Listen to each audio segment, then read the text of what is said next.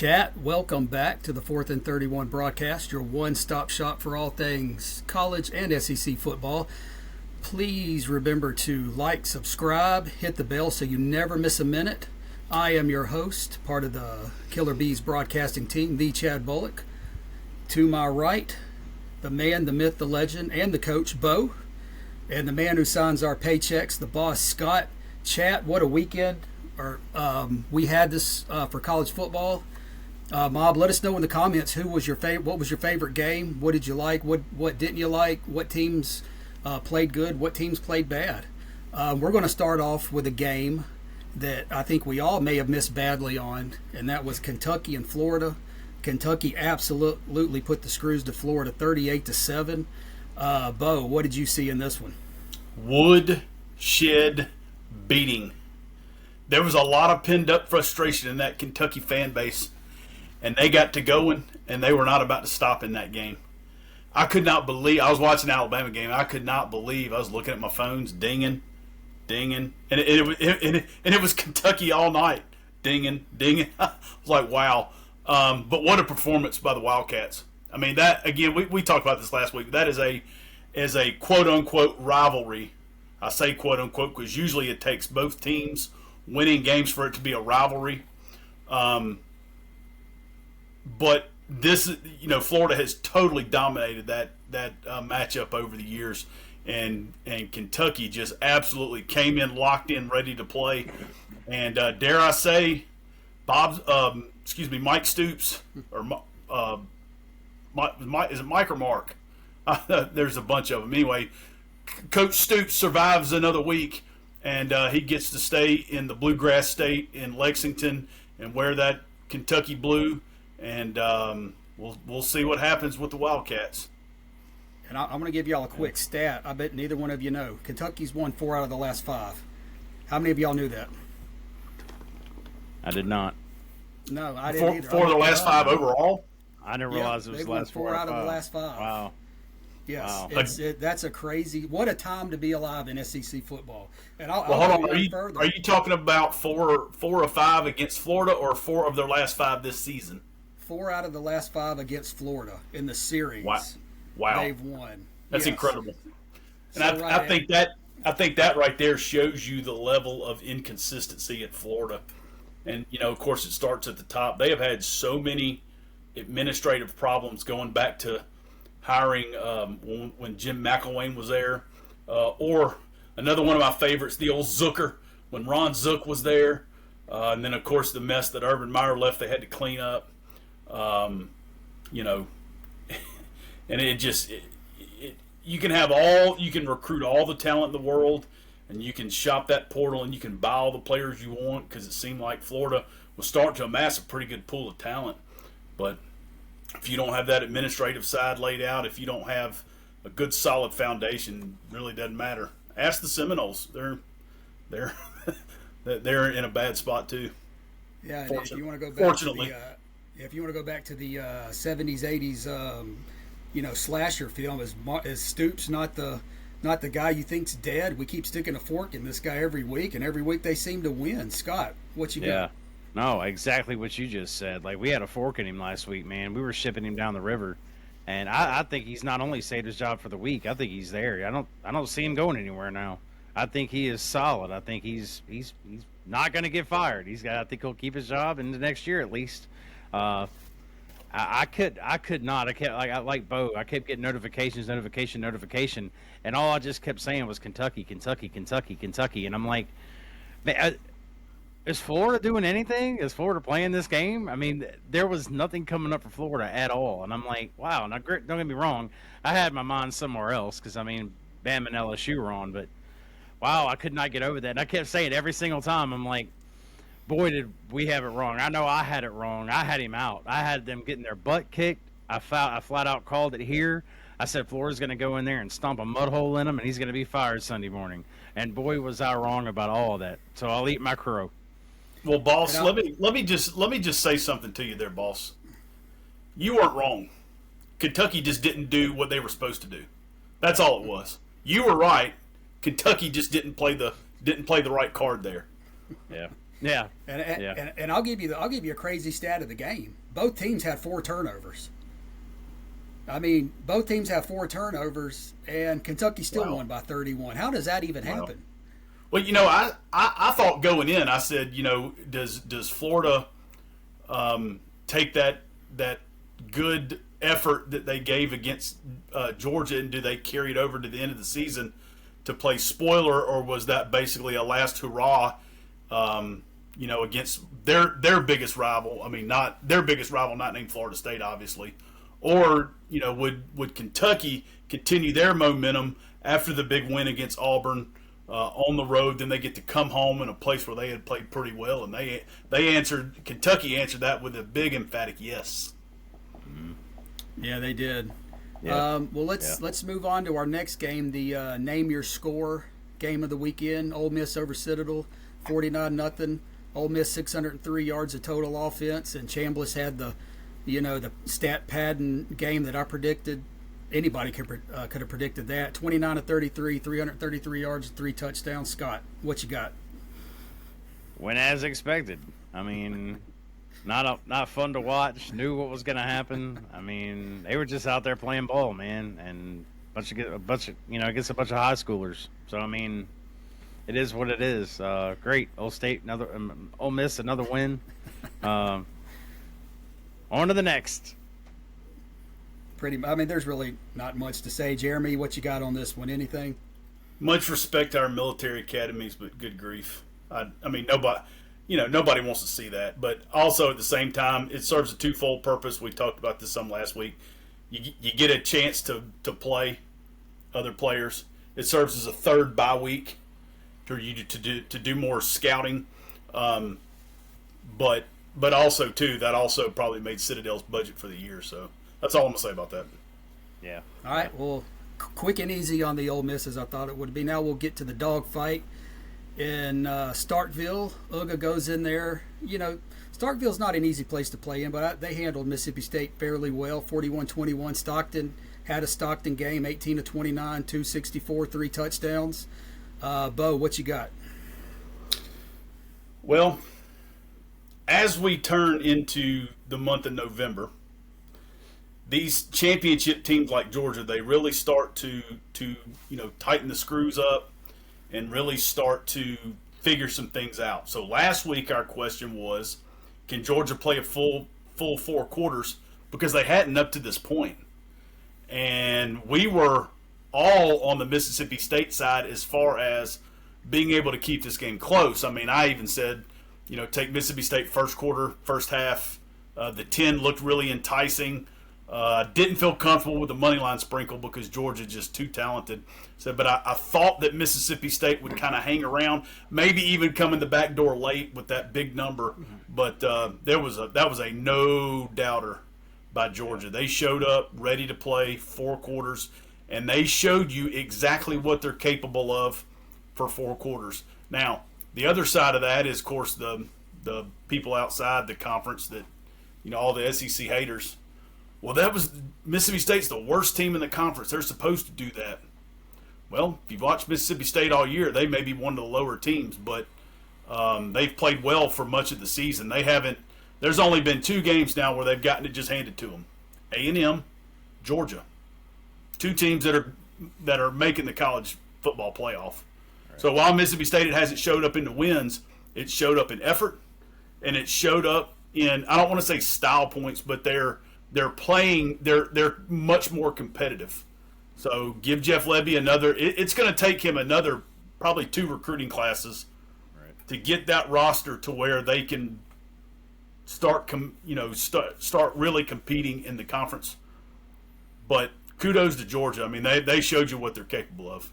Right. Yeah, and it was that customary slow start for Georgia in the first quarter, but after that it was all dogs. And a quick shout out to Frazier, 12 carries, 181 yards, and a touchdown. That's pretty impressive against anybody. Scott, what you got? Continuously take the words right out of my mouth. Frazier was great. Georgia came out, punched him in the mouth from the beginning. I thought maybe it would be a little bit closer due to Mississippi State having some fight. But no, Georgia's gearing up for the playoffs, man. They get stronger every single week. Stockton is coming together, and Georgia as a whole, man, they're going to be scary come playoff time. I hope that bracket doesn't stay the way it is now because it looks like we'll be, at each other round two, which I do expect that to change. But yeah, man, State. We knew going into this game, State didn't really have much of a chance. I thought they'd fight a little bit harder. They didn't go out bad, but like Bo said, I mean, you look at all of their games this year. They've hung in there. They don't lay down for anybody, man. You're going to get a fight from State every time. Will they win the game? But they're going to give you everything they got on the way out the door. They're not going to lay down for anybody. And I don't think they did that again this week. I think they fought the best they could. Georgia's just Georgia. I mean, and State's Georgia's not Alabama. They're just far superior. And then on top of that, but like you were saying about the fight in Mississippi State, I believe that game was 41-14, and then Mississippi State went down in the last 7 minutes and went down and punched another one in. Right. Again, they didn't quit. They were just so outmanned in that game. Yeah, and like you said a minute ago, like I give them another maybe 2-3 recruiting classes to get something built there, because they're a little behind. They're building. They're in that building phase right now. So maybe 2 years from now, we're sitting here talking. We're having a completely different conversation about Mississippi State. But we'll see. Yeah, I agree. All right, let's move on to the A&M and Mizzou game. A&M, I mean, just kind of ran through Mizzou 38-17. Reed, I mean, if you look at the score, you would think Reed would have had a good game, but he was only 20 of 25, 221. But he did have 2 touchdowns. Scott, what you got? The running game at A&M is just incredible. I couldn't get over it. I mean, I've seen it already this year. This isn't new, but watching it like that, Mizzou just couldn't stop them. And Mizzou's defense is good. They're not bad.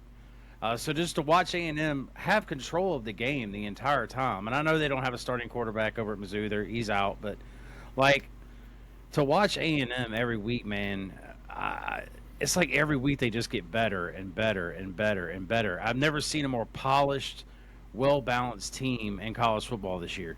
And I don't even know if we've seen a complete game out of them. That's the scary part. You know what I mean? Dude, come playoff time, man. Whew, they're gonna be tough. A&M is really good, really good. And Mizzou, like again, injuries played a factor, but I don't think they would have been able to stop them anyway.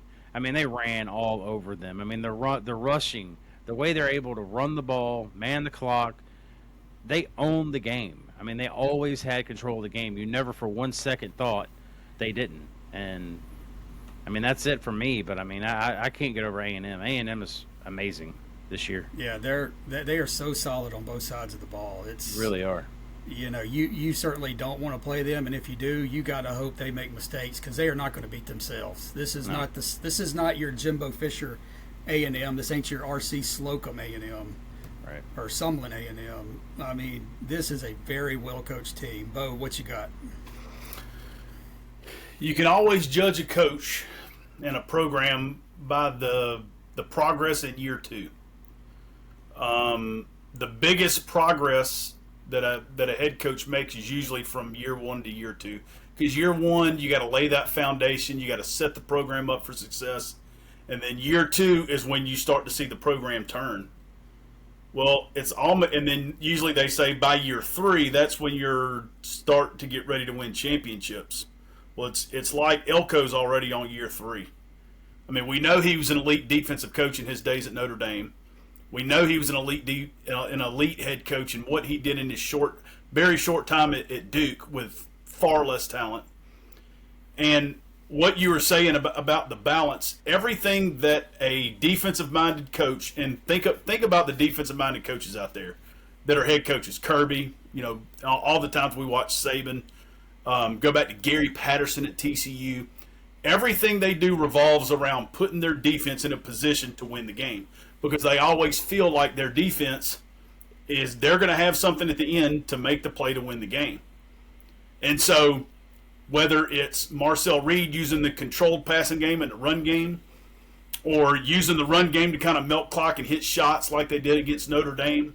Whatever the case may be, they are comfortable in any situation you can put them in because, just like Kirby, Elko's very underrated. He doesn't get a lot of the headlines that a lot of coaches get because Texas A&M's been one of those programs that has been looked at nationally and widely regarded as one of the most underachieving programs in the history of college football.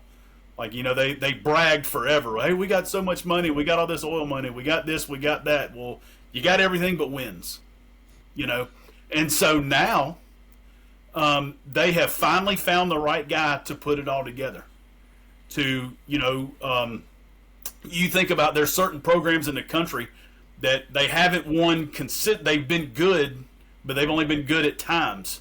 And just coordinate that with the head coach. Like, it hasn't been a long time thing. If A&M keeps Elko, they could be really good for a really long time. And I look at Texas A&M; they have all the elements to win it. Now, one of the things that I will say in this game, Missouri's down to their third string quarterback, but even at that, Texas A&M had a grip on this game from the jump. And Missouri was never really in this game. So, good road win. And just another notch on the belt for Elko. Remember, at this time of the season, it's win in advance. Style points don't matter. You've built the resume, just keep winning. Yeah, I think that Texas A&M game at Texas is going to be that's going to be a barn burner. That could be one of the top games of the year. Yeah, that one's sure. A must watch. I agree. It was a great game last year. There wasn't a ton of scoring in that game, but man, you talk about that was a physical football game. Yeah. And I was a little surprised about the score. I thought Mizzou being at home. Now I know they had a new quarterback, but I thought they would be a little bit more on track with their offense. But again, that's a testament to A&M's defense. All right, we'll move on and go to the Texas Tech BYU game. We'll do this one real quick. Texas Tech just destroyed BYU on this one. This game was not close from start to finish. It was a dominant game. Red Raiders. Miami, Red Raiders? Who cares? No. Scott. Guns up, blazing. Guns a-blazing. Scott, what you got? All I'm going to say is this. I said it last week on the show. Texas Tech is real, and I do expect them. Now, am I saying they're going to win a natty? No. But they're definitely going to have a say. Like, they're definitely going to get in this thing and have an impact in the playoffs. They're getting in. And they're going to beat somebody they probably shouldn't. I think they're going to make an impact. I already knew this, but after watching this game, and I know it's BYU, and BYU's quarterback was kind of dog water, but just watching them as a whole and how balanced they were, man, bro, Texas Tech is good, and I just haven't heard enough about them from these talking heads. Nobody talks about Texas Tech, and why? They're a dang good team, man, and they're going to beat somebody in the playoffs they should not beat. You got my word on that. I'll come back and eat my crow of that because I'm pretty sure that's going to happen, man. I feel really confident in that. I'm going to make a prediction. They're going to have Texas Tech have a home game, and they're going to play A&M in the second round. It'll be a Texas A&M, Texas Tech, kind of like a old rivalry, Southwest Conference rivalry game in whatever bowl game they play in. Bo, what you got? Well, if that happens, I would definitely look for a yellow Camaro to show up in somebody's front yard. Yeah, that was a reference to the Pony Express documentary, if you've seen that. Yeah. But no, BYU, look, they're kind of punchless on offense. So I'm going to take both sides here. I didn't mention this on the show last week, and I started thinking about it Saturday morning. I was sitting there, I was having my morning coffee, I was watching the pregame shows, and I was thinking, I said, gosh, 10, that sure seems like a lot. And it just, like the light bulb just went on, because Vegas wants you to take BYU. They're begging you. They're going to give you 10 whole points because the line doesn't make sense. Well, it made plenty of sense because BYU doesn't have a ton on offense. They're below average at quarterback, and Texas Tech is very good on the lines of scrimmage, and they just totally dominated that game. I think it was 27-0 in that game before BYU could do anything. Now, a credit to BYU, their defense actually held for some field goals and got some stops, and actually gave them a chance to kind of hang around. But their offense was just no match for Texas Tech's defense. I mean, that Texas Tech defense really put the screws to them. Yeah, I'll be honest, I was a little surprised that it was that big of a difference. I thought BYU would at least kind of make it competitive, but they were never really in the ball game. But let's move on to probably the best game of the weekend. Vanderbilt gets it done in overtime over the Fighting Durkins, 45-38. This was complete, kind of like how the turntables with Auburn. You get rid of Freeze, the offense is number one in the country, and the defense can't stop anybody. This was probably one of the craziest scores I've seen with Auburn, considering they've been, holding everybody to under 20. Bo, what you got on this one? Yeah, there was a lot of offensive fireworks in that game. I tell you, the biggest thing that I noticed in that game, they made it a point to come out and force feed the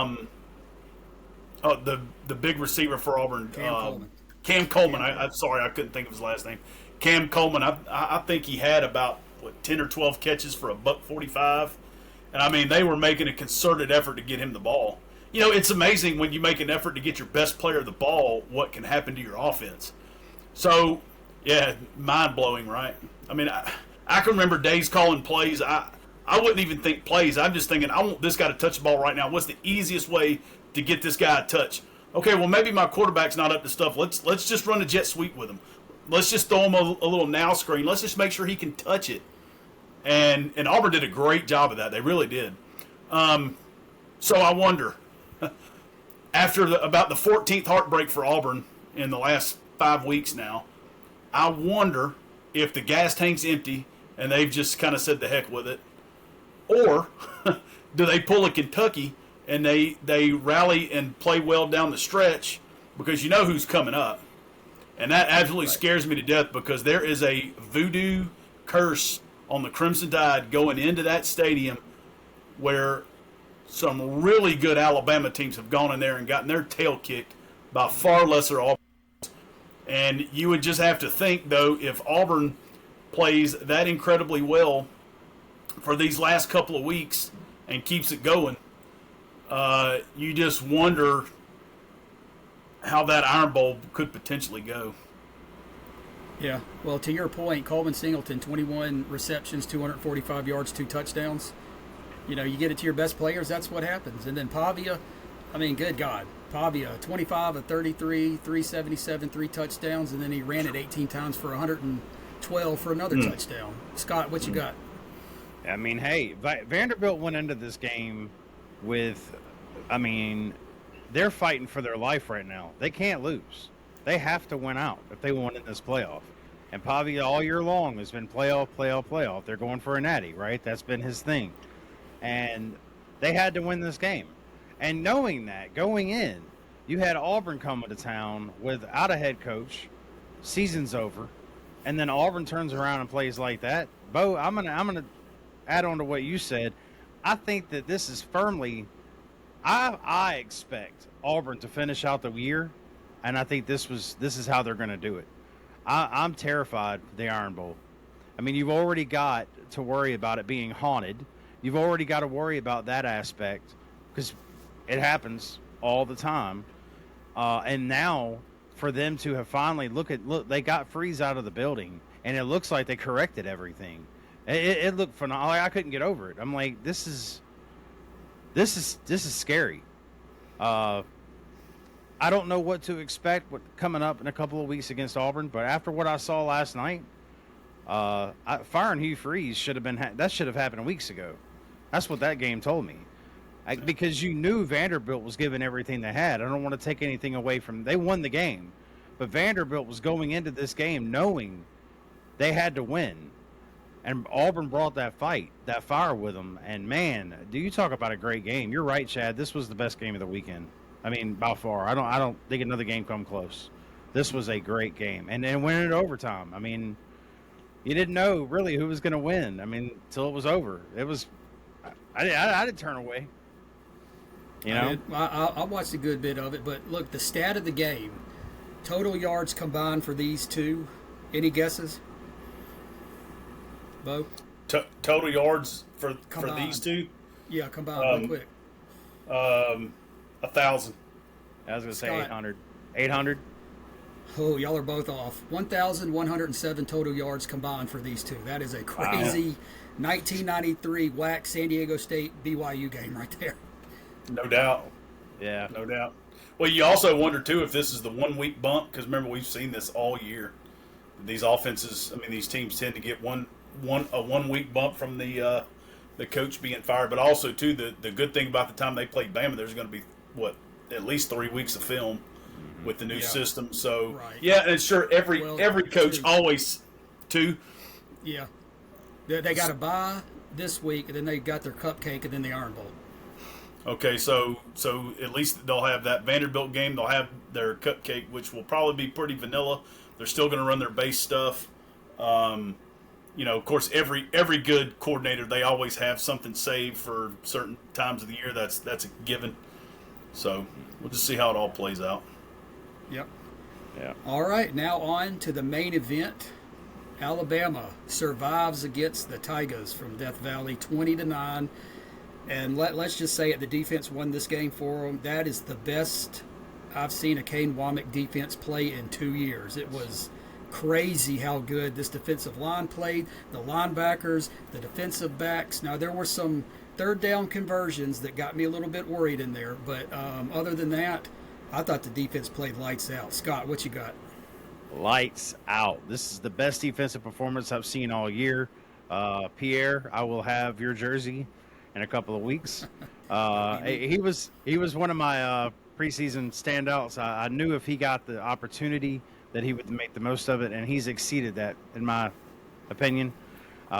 Pierre, I mean, he is just amazing. But the entire defense as a whole, Lawson was making plays. I mean, I could be here all night. Lee was making plays. Everybody on defense last night did absolutely amazing. Offensively, I just feel like, it's November, guys. What are we doing? Like, I feel like Ty is kind of going backwards. It's not bad. It's not horrible, and I'm not throwing chairs across the room. But there are times during the game where I feel like he's almost taking a step back. I mean, 3 or 4 weeks ago, we were putting him in the Heisman conversation. I'm not doing that anymore. I'm just not. And it's oftentimes where he's forcing things. There's so many times I see receivers wide open, and he's sitting there holding on to the ball. He's holding it too long. And a lot of folks are, well, he's only had 1 interception all year. I get that. How many times has he fumbled? It's been a few. And I get it. But the reason is he's fumbling is because he's holding on to the ball too long, and that line can only hold up for so long. The line is actually a really good pass. They're good. They're great at pass blocking. Another conversation on run blocking, but they're really good at pass blocking, and they're giving him time. But you can't sit back there for 4 seconds waiting for somebody to get open. And I've seen it with my own eyes. I've seen a wide receiver wide open. There's many times when they'll show a replay, and I'm like, well, Bernard was open right there. He's past the first down line. I don't understand what he was doing. Or he'll overthrow somebody deep or whatever. Like I said, it doesn't happen all the time, and it's not losing his games. So I'm kind of nitpicking. But I just feel like he's almost gone a little backwards in his progression this year as he gets through the season. It's kind of almost like he's just taking a step back every week rather than 2 steps forward. You know what I mean? But not bad, but great. Again, I hate even talking bad about the offense because the defense was so dang good. I don't even like talking about the concerns I have with the offense. It didn't even matter. The defense played so well last night. I'm hooting and hollering over the defense, the hits, the stops. I mean, they were just lights out last night. Great job on that side of the ball. I can't say enough about it. Yeah, and to your point, the defense only gave up 232 yards to LSU. And also to your point on Simpson, He was 21 to 35, 277 and a touchdown. But if he hits the long pass to Bernard that he just missed, that's never a game in the second half. And he has over 300 yards of passing off hits. Bo, what you got? Yeah, I think there were 3 or 4 throws in that game where, I mean, the ball literally hits the fingertips of the receiver. I mean, like the time, again, but could be, you know, they had a week off, and, I'm not going to be too critical. But the timing was off a a minuscule little bit. And if he hits 2 of those 4 throws, you know, we score 30 points and we're not even having this discussion. All right. Also, too, you know, more film comes out. These defenses are figuring some things out. LSU blitzed the hell out of Bama, and they ran so many games and twists up front. I mean, they were absolutely bringing it. I mean, their front was coming after the quarterback. I mean, they had a ferocious pass rush, and they had a great game plan defensively. They really did. But that's one of those games where we were allowed to play with a B- effort and still win by 2 scores. So I try to look at these things in a positive light, that we didn't play our best game and we were still in control of that game from pretty much beginning to end. I mean, even though Van Buren came in, no relation to President Martin Van Buren, but even though Van Buren came in and completed a couple of passes and made a few throws, my only thought was, I said, the defense will adjust. And then they did. And then we hit him a few times and sacked him. And I believe there was a fumble in there. And, you know, I mean, you kind of felt it coming because a guy like that moves around that much, he's going to hold the ball longer. And he's going to take some shots. So, you know, that's also good, too. We faced 2 different types of quarterbacks in that game and pretty much shut them down. We, you know, faced a pocket guy. But it was crazy to me how many screens that LSU threw in that game. It's like they were not wanting Nussmeier. I think it was the A&M. Was it the A&M game that he got absolutely punished, and he got taken out by Brian Kelly because, I mean, he was just getting hammered. And I don't know if you saw in that game, but he and Frank Wilson had an exchange where Wilson is just chewing on his butt, and he won't even look at him. And then he kept on, and finally he turns and looks at him. And then kind of looks away. And then I think right there he said, you know what, you're out. Like he didn't, Coach didn't like how that exchange went, you know. And he said, okay, fine. You don't want to listen? I mean, again, I'm not there, so I don't know exactly. I'm just telling you what it appears from the outside looking in, that he didn't respond the way that Coach wanted him to respond, so he took him out. Right. And, and you know, yeah, and the thing with Nussmeier is he makes bad decisions all game long. I mean, how many bad decisions did he make in that out? I mean, the sack that he took where he was rolling out, and then for some reason he didn't roll back to the short side. He rolled into the tackle. I'm like, thank you, as an Alabama, thank you very much, because that just killed your drive.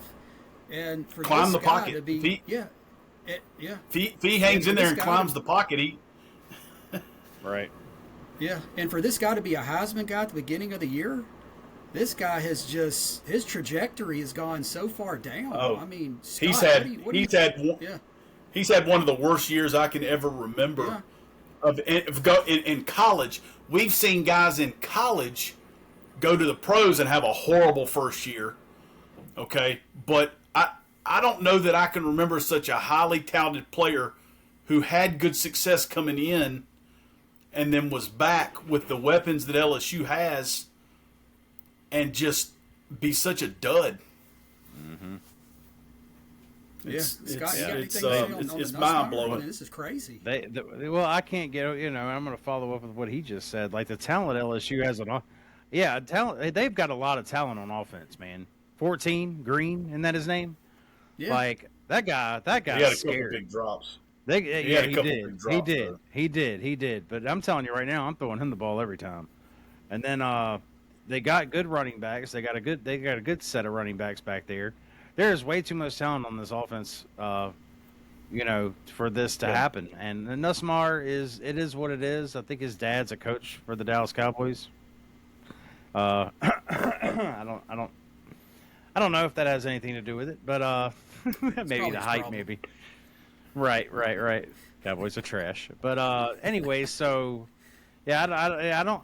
Him, yeah, we're all shocked because he had so much preseason hype. They were putting him in the Heisman running from the beginning. I don't know where these expectations come from. I'm one of those people that I like to let it play out before I make that decision. Ask me how I feel in November, and I'll tell you. But no, he hadn't been in that conversation with me all year long. He's never been there. And I always kind of thought maybe it was Brian Kelly's fault. Well, no. Brian Kelly wasn't there last night. So, yeah, this was not a Brian Kelly thing. Well, in fairness to Nuss, I mean, the Van Buren came in and wasn't a whole lot better. I mean, he hit a couple really good. I mean, he hit a couple of throws, but I mean, it wasn't like they got the ball and just went up and down the field. And I mean, they never put the ball in the end zone at all. No. So, I mean, I just think that the entire, of course, the coach is fired, and the whole thing is the whole thing is just blown up at LSU. It is an absolute mess. It's a mess for them. This season can't get over fast enough. So the governor of Louisiana can decide who's going to be the next head coach at LSU. That's and I think that whole thing is a mess within itself. And they have put themselves, LSU has put themselves in a horrible predicament, because who wants to go into that job with all of that? When I say that, with all that baggage and all of that other stuff, people keep talking about, Lane Kiffin to LSU, Lane Kiffin to Florida. Well, Lane Kiffin at Ole Miss gets plenty of money, tons of support, and they leave him the hell alone. And there is a lot to be said for that. We back? Yeah. There's a lot to be said for the fact that Lane gets left alone. Nobody bothers Lane, and he's got a lot of money to spend, and they love him, and they give him whatever he wants. And there is a lot to be said for that, because in this day in college football, you can lose 2 games. It don't matter. You don't have to be perfect. Or I'm just telling that. Go ahead and prepare yourself. There's probably, the more I read into this, the more I look, there's going to be a 3-loss team that's going to make it. The highest rated team in the ACC was number 16, and they lost. And then the team after them, Louisville, they took another loss. Georgia Tech had an embarrassing loss to a team that's probably not even rated in the top 50. So, I mean, the ACC is getting 1 team in. The Big 12 the Big 12 is probably only getting 1, because BYU's taking at least another loss, maybe 2. And also, too, people are going to laugh at this.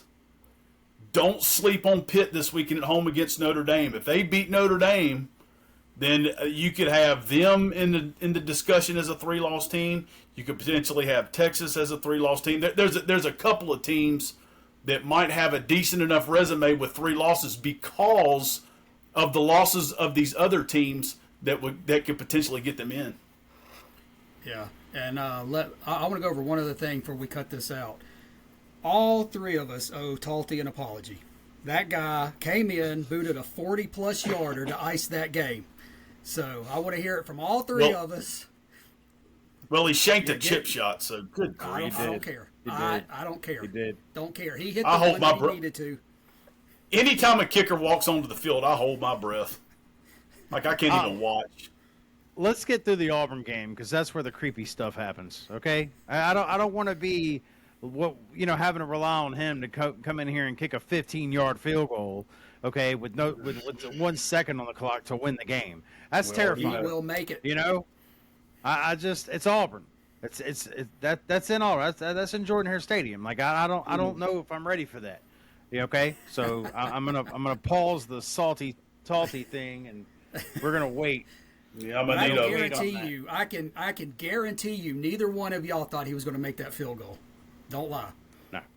I straight up closed my eyes. I didn't even watch. Yeah. I walked away from the TV because I didn't want to. I just listened. I just listened for the crowd reaction.